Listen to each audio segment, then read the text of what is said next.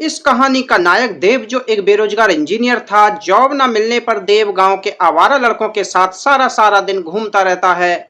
उसका इस तरह आवारों के साथ घूमना उसके पापा को बिल्कुल रास नहीं आता है। उसके पापा किसान हैं, खेती करके घर के खर्चे निकाल लेते हैं। बेरोजगारी के कारण उसकी प्रेमिका ने उससे ब्रेकअप कर लिया है, जिससे कि देव पूरी तरह से टूट गया है और जीना भूल सा गया है। वह एक जिंदा लाश की तरह सिर्फ सांसें ले रहा है। वह अपनी गर्लफ्रेंड को भूलने की पूरी कोशिश कर रहा है, पर वह उसके दिल से उतर ही नहीं रही है। सभी के सामने वह खूब मुस्कुराता है, पर वह अंदर से टूट चुका है। देव ने अपने पापा को खेत में काम करते हुए देखा तो उसके दिमाग में एक जबरदस्त आइडिया आया कि बेरोजगार घूमने से तो अच्छा है कि मैं अपने पापा के साथ बिजनेस करूं। जब उसने पापा को बताया कि वह खेती करना चाहता है, तब उसके पापा का सपना यानी बेटे को इंजीनियर बनाने का पूरी तरह से टूट गया। देव के फैमिली ने उसका साथ देने से मना कर दिया, पर उसके बचपन के फ्रेंड ने उसे बहुत सपोर्ट किया और देव ने किसान बनने का रिस्क उठा लिया। एक दिन एक शादी में देव की मुलाकात एक खूबसूरत सी लड़की साक्षी से हुई और वहीं से उसके जिंदगी के सूखी जमीन पर प्यार का बरसात होने लगा। साक्षी की शादी कहीं और तय थी, लेकिन वह देव से बेइंतहा प्यार करने लगी थी। वह हर रोज अलग अलग तरीकों से देव को प्रपोज करती थी। आखिरकार देव ने उसके प्यार को एक्सेप्ट कर ही लिया। साक्षी एक बहुत बड़े बिजनेसमैन की बेटी थी और उसकी शादी एक बहुत बड़े बिजनेसमैन के बेटे के साथ तय थी, पर साक्षी तो देव के प्यार में दीवानी थी। एक दिन बीच रोड में साक्षी और देव के रोमांटिक सीन को साक्षी के पापा ने देख लिया और उन्होंने फौरन साक्षी को दिल्ली भिजवा दिया। साक्षी के पीछे पीछे देव भी दिल्ली चला आया। दिल्ली में साक्षी की शादी की तैयारियां बड़ी जोरों शोरों से चल रही थी। देव रात को छुपते छुपाते साक्षी से मिलने उसके घर पहुंचा, लेकिन साक्षी ने अपने पापा से कहकर देव को धक्के मारकर घर से बाहर निकलवा दिया। देव अपना टूटा हुआ दिल लेकर गाँव वापस आया तो देखा कि पहाड़ी के सबसे ऊंची चोटी पर एक लड़की खड़ी थी। देव ने उस लड़की के पास जाकर देखा तो वह लड़की कोई और नहीं बल्कि साक्षी होती है। इस वीडियो को शुरू करने से पहले बता दें कि वीडियो लंबी है, इसलिए वीडियो कई पार्ट में आएगी। यह वीडियो का पहला पार्ट है। वीडियो अच्छी लगे तो बाकी के पार्ट को जरूर देखें। वीडियो शुरू करने से पहले अगर आप हमारे चैनल पर पहली बार आए हैं तो चैनल को सब्सक्राइब करें, घंटी वाले बटन को ऑल पर सेट करें ताकि आगे आने वाली वीडियो का नोटिफिकेशन सबसे पहले आपको मिलता रहे। अब कहानी विस्तार से। देव शाम को छत पर खड़ा होकर सिर ऊपर उठाए इंजीनियर साहब के ऊंची बिल्डिंग को बिना पल के झपकाए निहार रहा था। देव की आंखों में आंसू थे, पर यह आंसू इसलिए थे कि देव ने अपने पापा के सपनों को चकनाचूर कर दिया था। वह चाहते थे कि देव अपने पड़ोसी इंजीनियर साहब की तरह पढ़ लिख कर इंजीनियर बने। वह बचपन से कहते थे कि देख बेटा, तू जम के मेहनत कर, एक दिन तेरे पास भी इंजीनियर साहब की तरह ऊंचे बंगले और लंबी गाड़ी होगी। देव को दुख था कि वह पापा के सपनों को पूरा नहीं कर पाया। देव जब उन्हें देखता है तो बहुत तकलीफ होती थी। भगवान ने उनको देव जैसा नालायक बेटा क्यों दिया जो उनके सपनों को पूरा नहीं कर सका। पापा के कहने पर देव ने इंजीनियरिंग कोर्स तो कर लिया, पर इंजीनियर न बन सका। धीरे धीरे सांझ गहराती जा रही थी। एक छोटे से लड़के ने आकर कहा, देव भैया, शिव मंदिर के पास आपके दोस्तों ने। देव ने उस लड़के की पूरी बात भी नहीं सुनी और दौड़ते हुए मंदिर की तरफ भागा। देव को भागते देखकर माँ चिल्लाई, देव कहाँ जा रहा है? अरे बताकर तो जा, मैं आधे घंटे में आ जाऊंगा माँ। देव भागते हुए चिल्लाया। देव के पापा ने चिल्लाते हुए कहा, मंदिर वाले तालाब के पास लफंगों की मीटिंग में जा रहा होगा, और कहाँ जाएगा? तुमने ही बिगाड़ा है इसे, अब भुगतो। देव दौड़ते हुए मंदिर के पास आया। तालाब की लास्ट सीढ़ी पर राघव और सनी बैठकर बातें कर रहे थे। उनके साथ गांव के और भी दो लड़के थे। देव पानी में पैर डालकर सनी की बगल में बैठ गया। वो लोग खामोश थे, देव को ऐसे देख रहे थे जैसे कि उन्हें देव को कुछ कहना है। उन दोनों के कुछ कहने से पहले ही देव फटाक से बोल पड़ा, शैतानों, आज इतने खामोश क्यों हो? कुछ तो बोलो। राघव ने कहा, आज पायल को कुछ लोग देखने आए थे। देव ने कहा, तो? देव भाई, पायल की शादी पक्की हो गई है और नेक्स्ट मंथ शादी है, सनी ने आं भरते हुए कहा। देव पहले हंसा, फिर मुस्कुराते हुए कहा, शादी? वो भी किसी और से? पायल ऐसा कर ही नहीं सकती। सनी ने कहा, मैं सच कह रहा हूँ। यकीन ना हो तो फोन करके पायल से खुद ही पूछ लो। यू ट्रस्ट मी भाई। अभी पूछता हूँ। देव ने पायल को फोन किया और उसने देव का फोन काट दिया। क्या हुआ भाई? सनी ने पूछा। यार, उसने तो फोन ही काट दिया। अब क्या करोगे देव? राघव ने पूछा। मैं पायल को लेकर भाग जाऊंगा। क्या इसके लिए पायल मानेगी? सनी ने पूछा। क्यों नहीं मानेगी? ओ, प्यार करती है मुझसे और मैं जानता हूँ वह यह शादी दबाव में आकर कर रही है। मैं कुछ देर तक अपनी हिलती परछाई को पानी में देखता रहा। फिर मैंने कहा, आज की मीटिंग यहीं पर कैंसिल। अब मैं घर जा रहा हूँ। मैं सीधे घर आया और बिना खाना खाए कमरे में जाकर बेड पर लेट गया। मैंने कई बार पायल को फ़ोन किया पर उसने मेरा फ़ोन रिसीव ही नहीं किया। मुझे कल सुबह की बेसब्री से इंतज़ार था। रात बहुत लंबी थी, वक़्त थम सा गया था, आँखें की नींद उड़ चुकी थी, दिल में तूफ़ान ही तूफ़ान था। भोर में ज़रा-सी नींद लगी थी। घर के पास वाली मंदिर में बजती घंटियों की आवाज़ से मेरी आँख खुल गईं। मैंने बेड से उठकर खिड़की खोलकर देखा तो सुबह हो चुकी थी। मैं तैयार होकर रूम से निकला तो बरामदे में मेरी छोटी सिस्टर पलक चाय हाथ में पकड़ाकर किचन में चली गई। इतने में सनी का फ़ोन आ गया। मैंने फ़ोन रिसीव करते हुए कहा, हाँ बोल। बोला, पायल पूजा के लिए मंदिर आई है, तू गुफा वाले मंदिर के पास आ जा। सनी ने कहा। मैं अभी आया, मैंने चाय से भरी कप को टेबल पर रखते हुए कहा। मैंने टेबल से बाइक की चाबी उठाई और ये बाइक स्टार्ट करके गुफा वाले मंदिर के पास आया तो देखा कि वहां पर बहुत भीड़ थी। मैंने बाइक को साइड में लगाया और सनी के पास आकर कहा, कहाँ है पायल? वह मंदिर में है, पूजा करके निकलेगी तो बात कर लेना, सनी ने कहा। मेरी नजरें मंदिर के दरवाजे पर गड़ी थीं। मेरी नजरों को सिर्फ और सिर्फ पायल की तलाश थी। मैंने पायल को बाहर निकलते हुए देखा और दौड़ते हुए उसके पास गया। उसे खींचते हुए मंदिर के नीचे वाली गुफा में लेकर आया। वहां पर थोड़ा बहुत अंधेरा था। सुना है तेरे घर वालों ने तेरी शादी फिक्स कर दी है? मैंने उससे पूछा। हाँ, उसने जवाब दिया। देख, तू टेंशन ना ले, मैं तुझे भगाने के लिए तैयार हूँ। हम दोनों कहीं भाग जाएंगे, मैंने मुस्कुराते हुए कहा। हाथ छोड़ मेरा, उसने मुझ पर चिल्लाते हुए कहा। इतना गुस्सा क्यों करती हो स्वीटहार्ट? तुम भी तो मुझसे प्यार करती हो। तुम जैसे बेरोजगार निकम्मे लड़के से मैं क्या, दुनिया की कोई भी लड़की प्यार नहीं करेगी। मेरा मुस्कुराता हुआ चेहरा अवसाद से भर गया।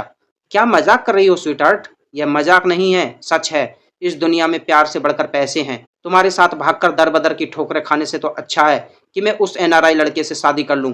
स्मार्ट है, हैंडसम है, अच्छा कमाता है। मुंबई में 16 करोड़ का बंगला भी उसका खुद का है। इससे ज्यादा किसी लड़की को और क्या चाहिए? लालची कहीं की, तूने मेरे साथ प्यार का ढोंग रचा। क्या तू भूल गई मैंने कॉलेज में सबके सामने तेरी मांग भरी थी? तू ऐसे मेरे प्यार को नहीं ठुकरा सकती। मांग भर देने से शादी नहीं हो जाती। मैं सब भूल चुकी हूँ। अच्छा होगा कि तू भी ये सारी फिजूल भरी बातें भूल जा। मैं नहीं भूल सकता, तेरे बगैर मर जाऊंगा पायल। मेरा हाथ छोड़, नहीं तो। नहीं तो क्या पायल? नहीं तो मैं तेरे हाथ पैर तोड़वा दूंगी। Oh really? तुझे क्या लगता है मैं मजाक कर रही हूँ? नहीं, बिल्कुल नहीं। मंदिर के बाहर मेरे गांव के सारे लड़के हैं। सिर्फ 1 मिनट लगेगा तेरे हाथ पैर तोड़वाने में। वैसे भी तुझे पता ही है मेरे गांव के लड़कों के बारे में। वो अच्छे अच्छे आशिकों की आशिकी मिनटों में उतार देते हैं। तुम्हारे लिए बेहतर यही होगा कि यह अपना गोल्ड रिंग पकड़ो और यहाँ से चुपचाप निकलो, उसने मेरा मजाक उड़ाते हुए कहा। मैंने उसका हाथ छोड़ दिया और अपना गोल्ड रिंग लेकर गुफा से बाहर निकल आया। यह गोल्ड रिंग मैंने उसके बर्थडे पर उसे गिफ्ट किया था। क्या हुआ देव? सनी मेरे तरफ दौड़कर आते हुए कहा। मैं अपने बाइक की तरफ मुड़ गया। उसने क्या कहा? कुछ तो बोल, वह मेरे पीछे पीछे आते हुए कहा। मैं बाइक पर बैठा और बाइक स्टार्ट करते हुए कहा। उसने मुझसे ब्रेकअप कर ली। मैंने बाइक स्टार्ट किया और सनी के मुंह पर धुआं उड़ाते हुए चला गया। आज मैं बाइक बहुत ही तेज चला रहा था। कहीं लड़ने भिड़ने और मरने की कोई टेंशन नहीं थी। मैं अपने एरिया से बहुत दूर आ चुका था, जहां पर सिर्फ पहाड़ ही पहाड़ थे। दूर दूर तक जहां तक मेरी नजरें जा रही थी सब पहाड़ ही पहाड़ था। इक्का दुक्का कहीं कहीं पेड़ भी नजर आ रहे थे। मैं बाइक से उतरा और पहाड़ भरी रास्तों पर चलते हुए बड़बड़ाया। अब जीने की कोई तमन्ना नहीं है। उसकी कई सारी बातें मेरे दिलो दिमाग में बवंडर की तरह उमड़ घुमड़ रही थी। बेरोजगार, निकम्मा, आवारा, उसके द्वारा कही सारी बातें मेरे दिल में कांटों की तरह चुभ रही थी। मैं उसके बिना नहीं जी सकता था। उसके बिना जीने से अच्छा है कि मैं इन पहाड़ियों से कूद कर जान दे दूं। उसकी जुदाई मुझसे नहीं सही जाती। उसके बिना जिंदगी में कोई रंग ही नहीं है। यह सारी बातें सोचते सोचते मैं पहाड़ियों की सबसे ऊंची चोटी पर पहुंच गया। अब मैं मौत से सिर्फ 1 कदम की दूरी पर था। मेरे सामने बहुत ही गहरी खाई थी। जब मैं पहाड़ी से नीचे झांका तो मेरी सांसें अटक गईं और मैं 2 कदम पीछे सरक गया। एक बार फिर मैंने हिम्मत जुटाकर 2 कदम आगे बढ़ाया। पायल, आई लव यू, मैंने पूरे दिलो जान से चिल्लाया। मेरी आवाज चारों दिशाओं में गूंज उठी। फिर मैं चीख चीख कर चिल्लाने लगा। चिल्लाते चिल्लाते रो पड़ा और छोटे बच्चों की तरह चीख चीख कर चिल्ला चिल्ला कर रोने लगा। सिसकियां रुकने का नाम ही नहीं ले रही थी। आंसुओं से मेरी आंखें लथपथ थीं। मैं जैसे ही खाई में छलांग लगाने के लिए पैर उठाया वैसे ही मेरे अंदर से आवाज आई, तू उस धोखेबाज के लिए खुदकुशी कर रहा है जिसको तेरे प्यार की कोई कदर ही नहीं। तुझे उस धोखेबाज की परवाह तो है मगर अपने माँ बाप की जरा भी परवाह नहीं। खाई की खतरनाक गहराई को देखकर मैं 2 कदम पीछे हट गया। खुश होने की हजारों वजह और दुख होने की सिर्फ एक। फिर भी लोग एक दुख को लेकर जिंदगी भर उदास रहते हैं या फिर खुदकुशी कर लेते हैं, पर मैं ऐसा नहीं करूंगा। मैं सोचते हुए पहाड़ी से नीचे उतर आया और घर आने के बाद सनी और राघव के साथ अपने एरिया के सबसे महंगे होटल में आया। देव, पार्टी किस खुशी में? राघव ने पूछा। मेरे ब्रेकअप की खुशी में, मैंने मुस्कुराते हुए कहा। वाह भाई, मुझे तो लगा था कि आप रोगे, कमरे में खुद को कैद कर लोगे। किसी से बात नहीं करोगे? पर आप तो इसका उल्टा कर रहे हो। पार्टी, डांस, मैं कुछ समझा नहीं, सनी ने एक्साइटेड होकर कहा।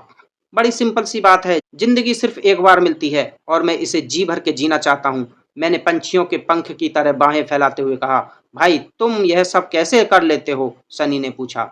जिंदगी बड़ी खूबसूरत है, बस जीना आना चाहिए। मैंने उसके कंधे पर हाथ रखकर कहा।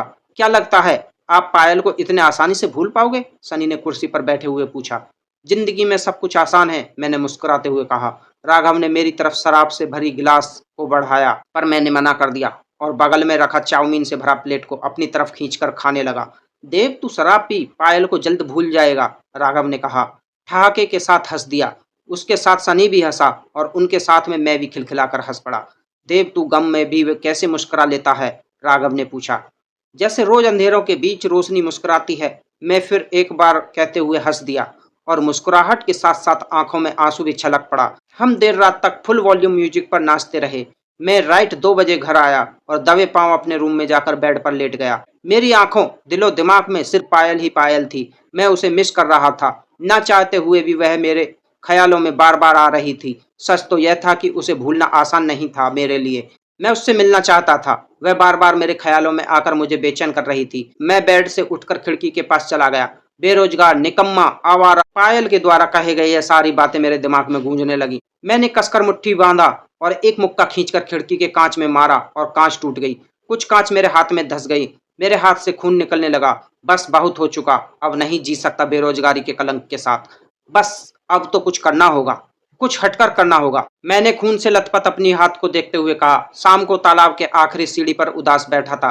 कुछ देर बाद सनी चिल्लाते हुए आया और कहा, भाई आप मानो या न मानो, जब से आपका ब्रेकअप हुआ है आप जीना भूल गए हो। माना कि मैं उसे भूल नहीं पा रहा हूँ, पर कोशिश कर रहा हूँ और जल्द ही भूल जाऊंगा। यह मेरा वादा है तुझसे, मैंने फुल कॉन्फिडेंस के साथ कहा। राघव तालाब की पहली सीढ़ी पर उदास चेहरा लेकर बैठा था। उसके चेहरे पर उसकी परेशानी साफ साफ झलक रही थी। मैं और सनी लगभग 25 सीढ़ियां चढ़कर उसके पास पहुंचे। तुझे क्या हुआ? मैंने उसके कंधे पर हाथ रखते हुए पूछा।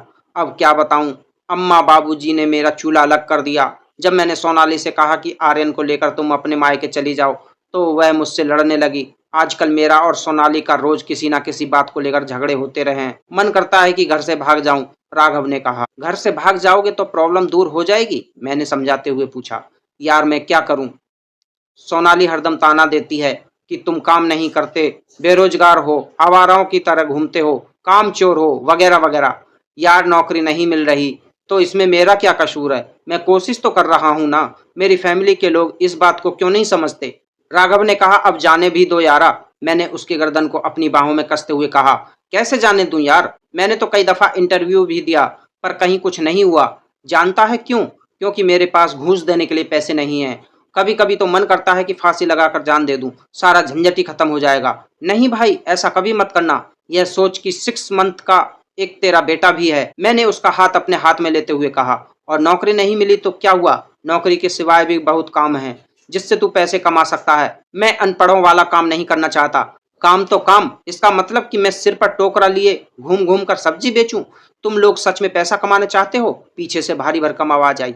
हम लोगों ने पीछे पलट कर देखा तो एक आदमी खड़ा था जिसकी पर्सनैलिटी अमीरों जैसी थी। हाथ में गोल्डन घड़ी, गले में 2 गोल्डन वैन, पहनावा भी बहुत अच्छा था, लेकिन उम्र में हमसे ज्यादा था। लंबा, तगड़ा और मोटा था। हाँ, पैसे तो कमाना है, राघव ने कहा। तो तुम लोग मेरे साथ चलो, उस आदमी ने कहा। बहुत ही जल्द अमीर हो जाओगे और तुम लोगों के सारे सपने भी पूरे हो जाएंगे। पर करना क्या होगा? मैंने पूछा। नंबर 2 का धंधा है, फायदा बहुत ज्यादा होगा। सोच लो, तुम लोगों को अमीर बनने से कोई रोक नहीं सकता। नंबर 2 का धंधा मतलब? मैंने पूछा। मतलब चोरी, डकैती वगैरह वगैरह। देखो तुम लोगों की किस्मत खुल सकती है अगर तुम लोग चाहो तो, उसने एक कार्ड थमाते हुए कहा। कल इस एड्रेस पर आ जाना। अपना कार्ड और अपना ऑफर अपने पास रखिए। हमें इसमें कोई दिलचस्पी नहीं है, मैंने उसे घूरते हुए कहा। सोच लो, घर जाकर आराम से सोच लो। यह अमीर बनने का शॉर्टकट रास्ता है। थैंक यू भाई साहब, जो आप हमारे लिए इतना अच्छा ऑफर लेकर आए, राघव ने उसके हाँ में हाँ हिलाते हुए कहा। यार हमें नंबर 2 का धंधा आजमाना चाहिए, है ना देवा? वैसे भी अब सच्चाई और अच्छाई का जमाना नहीं रहा। मैं कटोरा लेकर भीख मांग लूंगा, पर यह गलत काम कभी नहीं करूंगा, मैंने गुस्से में चीखते हुए कहा। सनी ने मेरे हाँ में हाँ मिलाते हुए कहा। तूने बिल्कुल सही कहा। यह चोरी, किडनैपिंग जैसे धंधे दिमाग से अपाहिज लोग करते हैं, जो इंसान कहलाने के लायक भी नहीं होते। और राघव तुमने क्या कहा? सच्चाई और अच्छाई का जमाना नहीं रहा। जिस दिन सच्चाई और अच्छाई खत्म हो गई ना, उस दिन दुनिया भी खत्म हो जाएगी। मेरी बात याद रखना। मुझे सच्चाई और अच्छाई का लेसन मत पढ़ाओ, राघव ने कहा। भाई साहब, मुझे आपका ऑफर मंजूर है। तू मेरे गांव के लड़कों को गलत कामों के लिए उकसा रहा है, मैंने उस आदमी का कॉलर पकड़ते हुए कहा। चल जा यहाँ से, वरना गांव में ले जाकर इतना मार मारूंगा कि भागने के लिए रास्ते भी नहीं मिलेंगे। आई एम सॉरी यार, मैं बहक गया था, राघव ने नजरें चुराते हुए कहा। मैंने उसकी गर्दन में बाहें डालते हुए कहा, इट्स ओके यार, टेंशन ना ले। नौकरी नहीं मिल रही तो क्या हुआ, अपना खुद का बिजनेस करें। पर बिजनेस के लिए तो पैसे चाहिए, राघव ने कहा। यार, मन में कुछ भी करने की अटूट चाह हो ना, तो पैसे जैसी छोटी मुश्किलें हमें नहीं हरा सकती, मैंने कहा और वहां से चल दिया। मैं पापा से पहले घर आ गया और बरामदे में बैठकर पलक के साथ मस्ती कर रहा था। पापा आप आ गए, मैं पानी लेकर आती हूँ, पलक कहते हुए किचन में चली गई। चौकी के दूसरी तरफ बैठते हुए पापा ने कहा, आज आवाराओं की मीटिंग में नहीं गया? मैं पापा के पास आकर बैठते हुए कहा, पापा अब मैं कुछ करना चाहता हूँ, वो भी अपने दम पर। बस आपके साथ और आशीर्वाद की जरूरत है। कम से कम अकल तो आई तुझे। पापा, जो अपना 50 बीघा जमीन है ना, मैं उस जमीन पर फूलों की खेती करना चाहता हूँ। पागल हो गया है? बंजर जमीन पर फूलों की खेती करेगा? जिंदगी भर फरसा चलाते चलाते मेरी रीढ़ की हड्डी ढीली हो गई, और अब यही काम तू भी करेगा? अरे मैंने तेरे लिए क्या क्या सपने नहीं देखे, पर तू नहीं समझेगा, तेरे दिमाग में तो गोबर भरा है, गोबर, पापा ने कहा। अरे मैंने सपना देखा था कि इंजीनियर साहब के जैसा मेरा घर हो, इसीलिए तुझे इतना पढ़ाया लिखाया, पर सब वेस्ट हो गया। तू तो किसान बनेगा, खेती करेगा, वह भी बंजर खेत में। पागल हो गया है? समझाओ अपने लाडले को, उस बंजर खेत में कुछ नहीं होने वाला, पापा ने मम्मी की तरफ देखते हुए कहा और बरामदे से बाहर चले गए। मम्मी आप तो मुझे समझने की कोशिश करो, मैंने मम्मी की तरफ आते हुए कहा। बस बेटा जी बस, अपने पापा का सपना तोड़कर अच्छा नहीं किया, कहकर मम्मी भी बरामदे से चली गई। मेरे बगल में खड़ी पलक को मैं बड़ी उम्मीद से निहार रहा था। सच में भैया आपको खेती ही करनी है? पलक ने मेरी आंखों में झांक कर पूछा। तो इसमें गलत क्या है पलक? मैंने पलक के कंधे पर हाथ रखते हुए कहा। अरे भैया आप किसान बन जाओगे तो कोई लड़की शादी नहीं करेगी आपसे। वो क्यों पलक? क्योंकि आजकल की लड़कियां मल्टी टैलेंटेड हस्बैंड चाहती हैं, वह कहते हुए रूम के बाहर चली गई। पलक के रूम से जाने के बाद मैं खुद को रूम में कैद कर लिया और वहीं दीवार पर टेक लगाए बैठकर रो रहा था। आज मैं खुद को बहुत अकेला महसूस कर रहा था। एक बार को मेरा इच्छा हुआ कि मैं नंबर 2 का धंधा के लिए ही हाँ कर दूं, पर मेरे दिल ने इन गलत कामों के लिए इजाजत नहीं दिया। मैं एक कोने में बैठकर रो रहा था। मैंने अपने बचपन के फ्रेंड को फोन लगाया और उसे सब कुछ बताया। उसने कहा तू सबकी बातों को इग्नोर कर, अपने दिल की सुन। पर मम्मी पापा को कैसे समझाऊं? तू इन्हें अपने बातों से नहीं अपने काम से समझा। मुझे यकीन है कि वह एक दिन तेरे काम से जरूर खुश होंगे और तुझे अप्रिसिएट भी करेंगे। किसी और की सुनेगा तो जिंदगी में कुछ भी नहीं कर पाएगा। हार जीत, सफलता असफलता, ये सारी चीजें को छोड़, बस अपने काम पर ध्यान दे और देखना दुनिया एक दिन तुझे अपना आइडियल मानेगी। उसकी बातों ने मुझे अंदर तक झकझोर दिया। मैं जुनून से भर गया और नेक्स्ट डे से ही मैंने बंजर जमीन पर काम करना शुरू कर दिया। शुरुआत में कुछ पैसे की दिक्कत आई तो मैंने बैंक से लोन ले लिया और तेजी से काम करना शुरू कर दिया। 1 महीने में बंजर जमीन को उपजाऊ बनाकर 2 लाख गुलाब के पौधे नर्सरी से लाकर खेत में लगा दिए। फिर उनकी सिंचाई कर दिया। राघव ने एक छोटा सा रेस्टोरेंट खोला जहां पर उसने अलग अलग देशों की फेमस डिशेस बनाकर बेचने लगा। उसका रेस्टोरेंट का बिजनेस बहुत अच्छा चल पड़ा। कुछ ही दिनों में उसका छोटा सा रेस्टोरेंट बहुत बड़े रेस्टोरेंट में तब्दील हो गया। दोस्तों, इससे आगे की कहानी सुनाने के लिए हमारा अगले पार्ट का इंतजार करें। आज की कहानी में इतना ही। वीडियो अगर अच्छी लगी तो लाइक शेयर कमेंट करें। ऐसी ही वीडियो देखने के लिए आप हमारे चैनल को सब्सक्राइब करें, घंटी वाले बटन को ऑल पर सेट करें ताकि आगे आने वाली वीडियो का नोटिफिकेशन सबसे पहले आपको मिलता रहे। मिलते हैं अगली वीडियो में इसी कहानी के दूसरे पार्ट के साथ। तब तक के लिए धन्यवाद।